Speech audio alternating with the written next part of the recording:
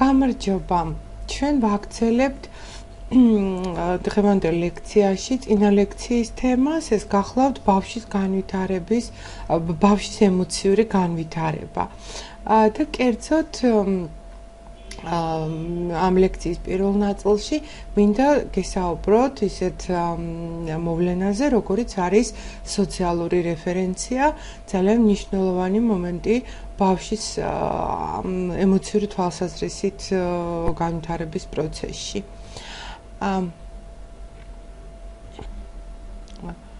სოციალური რეფერენცია გახლავთ გაურკვეველი სიტუაციის დროს, გაურკვეველი სიტუაციის შეფასებისას სხვა ადამიანის ემოციურ რეაქციაზე დაყრდნობა. 8-10 თვიდან დაწყებული, როდესაც შვილები გარკვეული საგნების თუ მოვლენების თუ ადამიანების შეფასებას სხვების მსგავსად იწყებენ, სოციალური რეფერენცია უფრო ხშირად იჩენს ამ დროს ხოლმე თავს. ძალიან ბევრმა კვლევამ აჩვენა, რომ მზრუნველის ემოციურ მდგომარეობას, მის ბრას, ბედნიერ გამომეტყველებას თუ შიშს დიდი გავლენა აქვს 1 წლის ბავშვის ქცევაზე. კერძოდ, რამდენად ფრთხილი იქნება ის უცხო ადამიანების მიმართ, მოკიდებს თუ არა ხელს ახალ სათამაშოს, რომელიც მას ეუცხოვება, როგორ იგრძნობს, რა ემოციას გამოხატავს თავს სრულად უცხო სიტუაციაში და ასე შემდეგ. შვილების ქცევაზე მშობლის ხმა და უფრო მეტად ერთდროულად ხმა და მისი სახის გამომეტყველება ძალიან ეფექტურად მოქმედებს. როდესაც ბავშვებს უფროსთა ხმაში ემოცია ესმით, ისინი გაცილებით უკეთ წყვეტენ, როგორი ქცევა განახორციელონ. მიუახლოვდნენ აი ამ რაღაც უცხო სიტუაციას, უცხო ადამიანს, უცხო სათამაშოს, ან თავი აარიდონ მათთვის აი ამ უცნობ სიტუაციას. დამატებით, ხმა ბავშვებს აძლევს, უფროსის ხმა ბავშვებს აძლევს გაცილებით მეტ ინფორმაციას. ემოციური სიგნალის გარდა ვერბალურ ინსტრუქციებს აძლევს, რომლითაც ისინი ხელმძღვანელობენ აი მათთვის უცხო და გაურკვეველ სიტუაციაში. აგრეთვე სოციალური რეფერენცია ახალფეხადგმულ ბავშვებს მოვლენის საკუთარი შეფასების, შედარების შესაძლებლობას აძლევს სხვათა მიერ იმავე მოვლენის შეფასებასთან.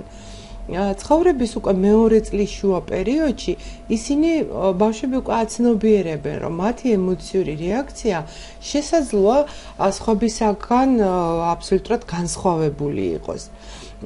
და ბოლოს შეიძლება ითქვას, რომ სოციალური რეფერენცია პატარა ბავშვებს შესაძლებლობას აძლევს სხვათა ემოციურ ინფორმაციაზე არა მარტო მხოლოდ რაღაც მარტივი რეაქციით შემოიფარგლონ, არამედ მოქმედებისას ამ სიგნალებით იხელმძღვანელონ და სხვათა შინაგანი მდგომარეობა და ეს პრეფერენციები განსაზღვრონ. იმიტომ რომ სკოლამდელი ბავშვების, ესე ვთქვათ, ემოციური აღქმა სწრაფად ვითარდება ძალიან და ამას ემოციებთან დაკავშირებული მათი ყოველდღიური საუბარიც კი ცხადყოფს. მასზე გავლენას ახდენს კოგნიტური განვითარება თავისთავად. სკოლამდელი ასაკის ადრეულ პერიოდში ბავშვები ემოციის გამომწვევი მიზეზებით, თანმიმდევრობით და ქცევებით გარკვეულწილად ხელმძღვანელობენ, ხოლო დროთა განმავლობაში მათი აღქმის უნარი ხდება უფრო ზუსტი და კომპლექსური. 4-5 წლის ასაკში ისინი ზუსტად აფასებენ ბევრი ბაზისური ემოციის მიზეზებს, უკვე გამომწვევ მიზეზებს ხვდებიან. აი სკოლამდელი ასაკის ბავშვები ემოციის ახსნას ძირითადად გარე ფაქტორებს და არა შინაგან მდგომარეობას ეყრდნობიან. ეს გახლავთ ის ბალანსი, რომელიც ასაკთან ერთად შემდგომში იცვლება. ამის შედეგად იზრდება მათი ცოდნა ემოციის გამომწვევ უკვე შინაგან ფაქტორებზე.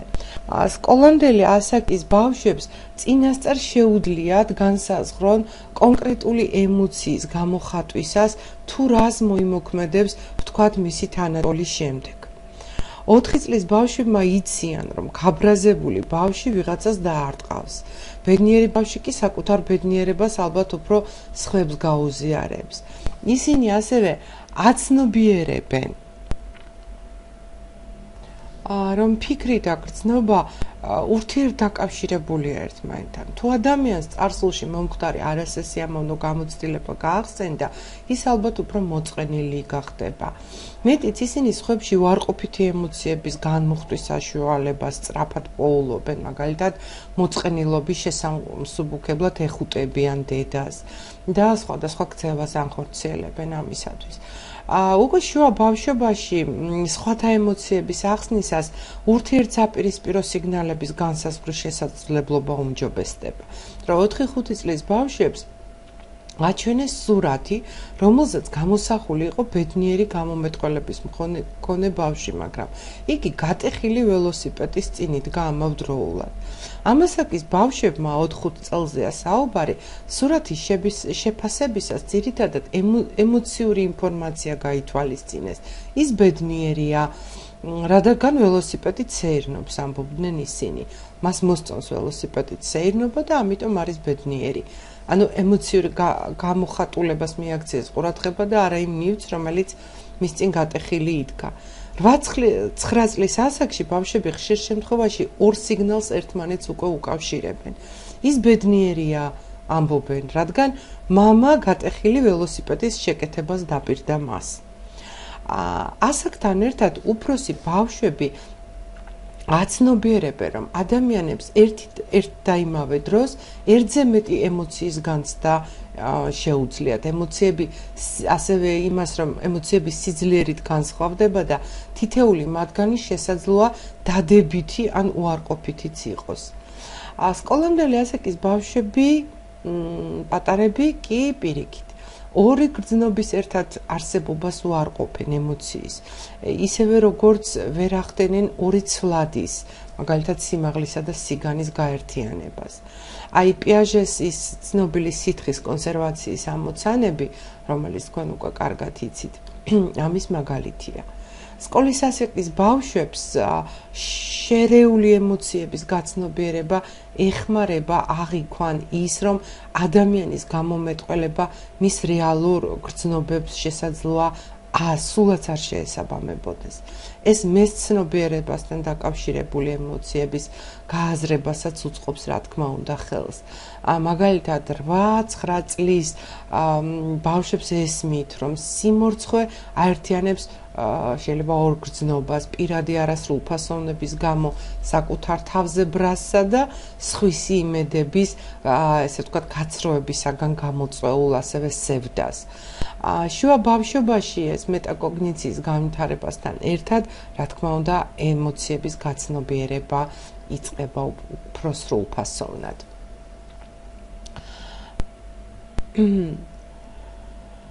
რაც შეეხება გამოცდილებას, სოციალურ გამოცდილებას ემოციის აღქმისას. სოციალური გამოცდილება და ემოციის აღქმა მნიშვნელოვან კავშირშია ერთმანეთთან. ვთქვათ, მშობლები სკოლამდელი ასაკის შვილებთან საუბრისას რაც უფრო ხშირად ასახელებენ ამა თუ იმ ემოციის განსაზღვრელ სიტყვას, რაც უფრო მეტად განმარტავენ მას, ბავშვები მით უფრო მეტ ემოციურ სიტყვას იყენებენ თავის საუბრისას. დედის მიერ ემოციური აზრების ხელშეწყობა 2 წლის ბავშვის ემოციური მეტყველების კარგი წინაპირობა გახლავთ. სკოლამდელი ასაკის უფროსი ბავშვებისათვის განმარტება უფროსის განმარტება უფრო მნიშვნელოვანია, ძალიან უწყობს მას ამ თვალსაზრისით, ბავშვის ამ თვალსაზრისით განვითარებას. ეს გარკვეულწილად მოგვაგონებს სწორედ აი ამ ჩვენს მიერ წინა ლექციებში განხილულ ხარაჩოს ტერმინი, როდესაც შემოვიტანეთ კოგნიტურ განვითარებაში, ხო? ვიგოცკისთან, როდესაც უფროსების ხელშეწყობა უწყობს ბავშვის წინსვლას ხელს. ის სკოლამდელი ბავშვები, რომელთა მშობლები საკუთარ ემოციურ რეაქციებს ხშირად აცნობიერებენ და სხვადასხვა ემოციების შესახებ გარკვეულ ცოდნას, სათანადო ცოდნას უბრალოდ აძლევენ საკუთარ შვილებს, უფრო გვიანდელ ასაკში მსგავსი ემოციების გამოცდისას უკეთ ახდენენ სხვათა ემოციების შეფასებას. გარდა ამისა, მშობლებთან თბილი, უსაფრთხო ურთიერთობის მქონე 3-5 წლის ბავშვებს ემოციების საქმის უკეთესი შესაძლებლობა აქვთ. ამას ადასტურებს კვლევები. შესაძლოა ამას ისიც განაპირობებს, რომ უსაფრთხო მიჯაჭვულობა, ამას ცოტა მოგვიანეობით ვნახავთ, დედასა და ბავშვებს შორის გრძნობებზე საუბრებთან არის გარკვეულწილად დაკავშირებული. სკოლამდელი ასაკის ბავშვები უფროსებთან საუბრისას, რაც უფრო მეტ ინფორმაციას იღებენ ემოციებთან დაკავშირებით, უფრო მეტ ინფორმაციას, მით უფრო ცდილობენ ისინი საკუთარი ცოდნის სხვა სიტუაციაში გადატანას, მაგალითად. ემოციური საუბრისას და-ძმებთან, ან მეგობრებთან, განსაკუთრებით კი ეგრეთ წოდებულ სოციოდრამატულ თამაშის დროს. ისინი ამას ახდენენ. ასევე ემოციის აქმას ისეთი თამაშები ეხმარება, ხან თამაშებს შევეხეთ, რომლის დროსაც ბავშვები მით უფრო და-ძმებთან თამაშისას სხვადასხვა გამოგონილი პერსონაჟის როლს ასრულებენ. აი ეს და-ძმური ურთიერთობა და გრძნობების ხშირი გამოხატვა ემოციების ადრეული შესწავლისათვის ძალიან ხელსაყრელი სიტუაციაა. როდესაც მშობლები და-ძმებს შორის უთანხმოებისას ერევიან და მათ მორიგებას ცდილობენ, სკოლამდელი ასაკის ბავშვები საკუთარი და-ძმის გრძნობების მიმართ უფრო სენზიტიურები ხდებიან. ისინი და-ძმების გრძნობებს სულ უფრო ხშირად ითვალისწინებენ და წინასწარაც განსაზღვრავენ ხოლმე მათ. ამიტომ ისინი ერთმანეთში ნაკლებად ჩხუბობენ. ემოციების ცოდნა ბავშვებს სხვებთან ურთიერთობაში ეხმარება, რა თქმა უნდა, არა მარტო ოჯახის წევრებთან. 3-5 წლის ასაკში მეგობრისათვის ტკივილის მიყენების შემდეგ მის გამოსწორებას ცდილობენ. ეს უკვე 5 წლის ასაკში შეიმჩნევა ბავშვებთან. აგრეთვე ბავშვები სხვათა გრძნობებს, რაც უფრო მეტად ითვალისწინებენ, მით უფრო მიყვარს იმსახურებენ თანატოლების მხრიდან. ისინი თითქოს აცნობიერებენ, რომ სხვათა ემოციების ცოდნა და საკუთარის ახსნა განმარტება ურთიერთობის ხარისხს გარკვეულწილად ზრდის და ხარისხს აუმჯობესებს. აი ახლა მივედით იმ საკითხთან, სწორედ რომ და იმ ესეთ ემოციური განვითარების ბავშვების ერთ-ერთ ეტაპთან, მნიშვნელოვანი ეტაპთან, როდესაც მათი ემპათიის განვითარება, რასაც მათი ემპათიის განვითარება ქვია. ანუ ცოდნა გაგება, უნარი გაიგო და გაიგო სხვისი ემოცია და თანაუგრძნო მას. ემპათიისას ემოციების გაგება და გამოხატვა, თქმა უნდა, ურთიერთდაკავშირებულია, ვინაიდან ემპათიური საპასუხო რეაქციისათვის, როგორც სხვათა ემოციების ცოდნა, ისევე თანაგრძნობაც საჭიროა. თანამედროვე თეორეტიკოსები შეთანხმდნენ, რომ ემპათია მოიცავს კოგნიტური უნარისა და აფექტის კომპლექსურ ინტერაქციას, ანუ სხვადასხვა ემოციის განსაზღვრის შესაძლებლობას, სხვების ემოციური მდგომარეობის მიღების უნარს და ამ პიროვნების თანაგრძნობას ან ემოციურ რეაგირებას. სკოლამდელი ასაკის პერიოდიდან დაწყებული ემპათია პროსოციალური, ანუ ალტრუისტული ქცევის, მოქმედებების, რომლებიც გამოხატულებაა, რომლებიც მიმართულია სხვათა სასარგებლოდ საკუთარი თავის სკოლარი ჯილდოს მოთხოვნის გარეშე, მნიშვნელოვანი, ესე ვთქვათ, ნაბიჯის გადადგმა და ეს გახლავთ, აი ეს ემპათია ამისათვის გახლავთ უმნიშვნელოვანესი მოტივი. მიუხედავად ამისა, ემპათია ყოველთვის კეთილ და თანაგრძნობის ქმედებებს მსრულებითაც არ გულისხმობს. ზოგიერთ ბავშვში სევდიანი უფროსის ან თანატოლის თანაგრძნობისას პიროვნული დისტრესი ძალიან მძაფრდება. ამ გრძნობათა დასაძლევად ბავშვები ფოკუსირებას უფრო საკუთარ ესე ვთქვათ, ღელვაზე უფრო ახდენენ, ვიდრე იმ პიროვნებაზე, რომელსაც ეს ესაჭიროება.